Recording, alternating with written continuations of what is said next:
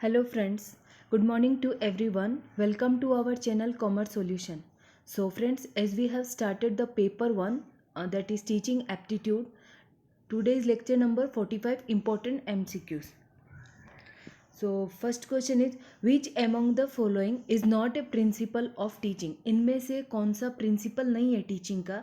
Principle of planning, principle of empathy, principle of democratic dealing and it is motivation. So which one is not पूछा है ना, तो principle of empathy, ये जो principle of empathy ये क्या है? It is not a principle of teaching. In which among the following levels of teaching, levels of teaching में से क्वेश्चन 101% इट में sure topic from where question is put by the NTA.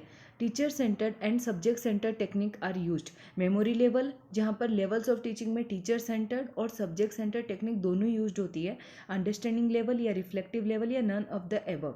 तो correct answer is what? Understanding level, जहाँ पे यूएलटी, और इसको यूएलटी भी बोला जाता है, जहाँ पे टीचर सेंटर्ड और सब्जेक्ट सेंटर्ड दोनों ही यूज़ होते हैं. सो एक बार वापस रिकॉल हो जाए कि अपने लेवल्स ऑफ कितने टाइप्स के लेवल्स ऑफ टीचिंग होते हैं. First is memory level, understanding level and reflective level. MLT, ULT and RLT. Reflective level कौन सा होता है? सबसे हाईएस्ट लेवल होता है जहाँ पे बच्चा अपने आप थिंक करता है, नो नीड ऑफ टीचर्स. और अंडरस्टैंडिंग में मेमोरी प्लस अंडरस्टैंडिंग दोनों होते हैं, और मेमोरी लेवल जो फुल्ली टीचर सेंटर्ड होता है, और ये रिफ्लेक्टिव लेवल लर्नर सेंटर्ड होता है. सो फ्रेंड्स, ये तीनों लेवल्स बहुत इंपॉर्टेंट है, और यहाँ से एक क्वेश्चन पक्का है जो हर शिफ्ट में पूछा जाता है एनटीए के द्वारा. Consider the following statement given below. Morrison is the proponent of understanding level of teaching. Morrison क्या है? इसमें से हमें एक स्टेटमेंट है जो कंसिडर करना है कि कौन सा दिया हुआ है. Morrison is the proponent of understanding level of teaching, या Herbert is the proponent of reflective level of teaching, या Hunt is proponent of memory level of teaching. Which among the following statement is gun? Morrison क्या? Understanding, मतलब इनमें से understanding level किसने दिया था, memory level किस में दिया था, और reflective level. So correct answer is 3. Hunt is the proponent of memory level of teaching. बाकी ये दो रॉन्ग है. यहाँ पे करेक्ट स्टेटमेंट कौन सा है कि हंट ने दिया था मेमोरी लेवल, बाकी जो अलग अलग ने दिया था वो अलग है. सो correct answer will be the 3. Which one of the following is not an advantage of group discussion. इनमें से कौन सा एक नॉट पूछा है? तो ये हमेशा ध्यान रखना, क्वेश्चन में नॉट और correct, that's all about not हमेशा ध्यान रखना, वरना कुछ भी रॉन्ग हो सकता है. It is a simultaneously thinking process which helps in the development of critical thinking, या developing a team spirit for the teaching learning process, या it may involve unnecessary argument, discussion may go off the track, good for developing oral and non verbal communication. So correct answer यहाँ पे not an advantage पूछे तो it may involve unnecessary arguments, मतलब involve नहीं होना चाहिए कि unnecessary arguments या discussion may go on off the track, या डिस्कशन जो मेन टॉपिक है उसको छोड़ के दूसरे ट्रैक पे जाना, मतलब बात से कहीं और दूसरी बात पे चले जाना, लड़ते लड़ते आर्ग्यूमेंट्स होते हैं. ये क्या है? करेक्ट एडवांटेज नहीं है. ग्रुप डिस्कशन में ऐसा कुछ होना नहीं चाहिए. विच of the following situation is the example of collaborative learning. Collaborative मतलब इकट्ठी लर्निंग, एक दूसरे इकट्ठे समझ कर जो होती है learning. Brainstorming, discovery, group project या demonstration. So correct answer is, ये पता है अपने कोलेबरेटिव से ही पता चल गया कि ग्रुप प्रोजेक्ट है. सो correct answer is what? Group project. Group में ही कोलेबरेट होते, एक दूसरे के साथ कोलेबरेट करते.